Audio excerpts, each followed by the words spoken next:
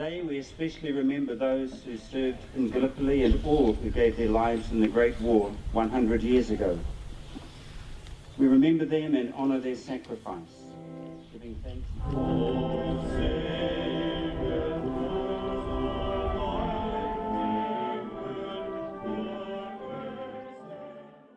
Some of the smaller rural communities like Ngatimoti must have been enormously hit, because from Ngatimoti alone we believe more than 40 young men went away to war.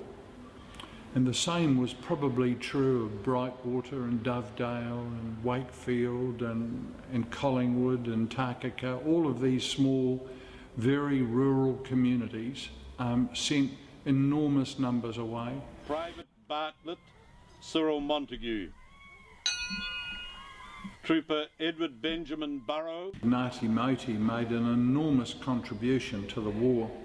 It is known that 14 young men went away with the main body in the first draft, if you will, and of them it is believed 11 failed to come home, and the 3 who did carried 7 wounds between them. The Ngatimoti men were part of what was known as the 12th Nelson Company, and the major in charge of that company was Colonel Cyprian Brereton, a Ngatimoti man. And amongst the men serving under him was Private William Ham. William Ham has the extreme misfortune of being remembered for all the wrong reasons.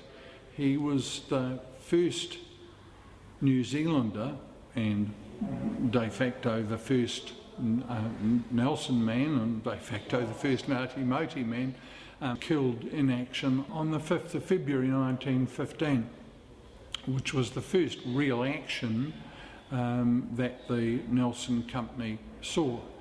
And it was only really by chance that the 2 platoons of the Nelson Company were situated in the narrowest part of the Suez Canal, something like, Brereton says, 40 to 50 yards wide, and several thousand Turks decided that was the optimal place to attack.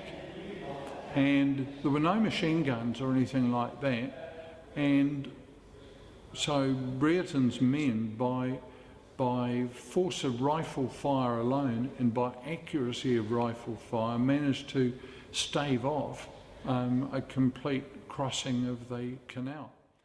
Well, when they got to Gallipoli, the most memorable thing I can remember is whoever was the commanding officer on the beach said, "Thank God you're here, Brereton." And he thought that must mean something pretty horrific's going on.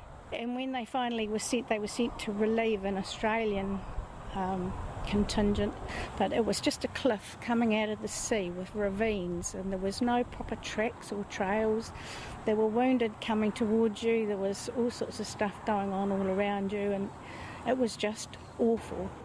When he finally did lead his men into the very aptly named Daisy Patch, on the day he was wounded, was as soon as he was hit, he thought, what a fool I was to lead my men to this. I deserved to be hurt. You know, that was exactly what he thought.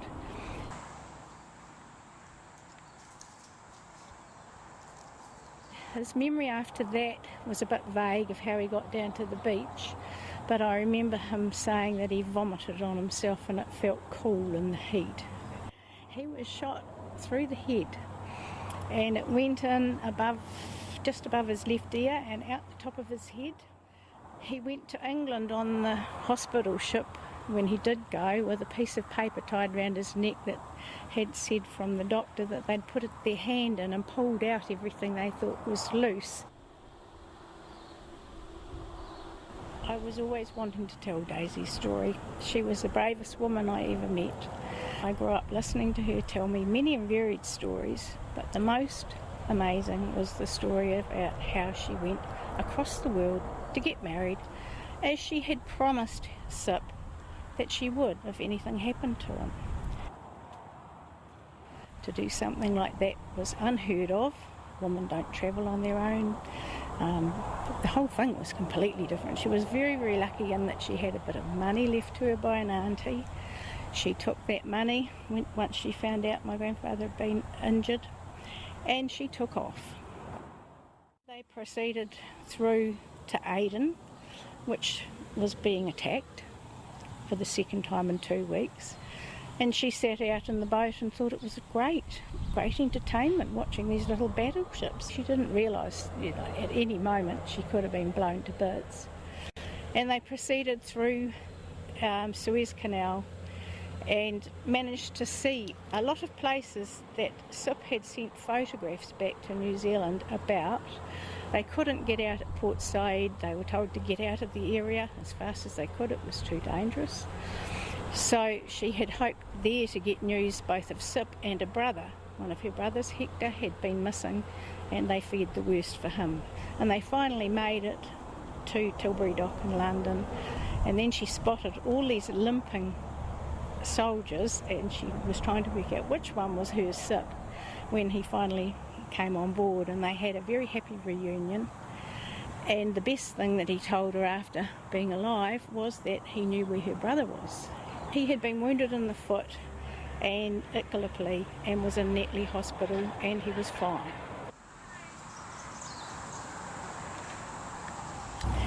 The wedding ended up being on the 5th of August.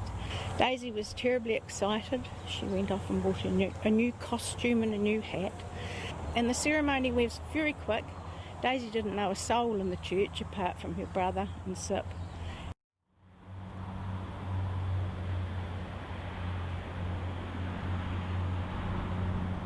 But that was his Gallipoli. It was very short and very unsweet. As I grew older, I really think that he was trying to warn us that it wasn't a good idea. The whole thing was not a good idea. And maybe there were better ways of sorting out such problems.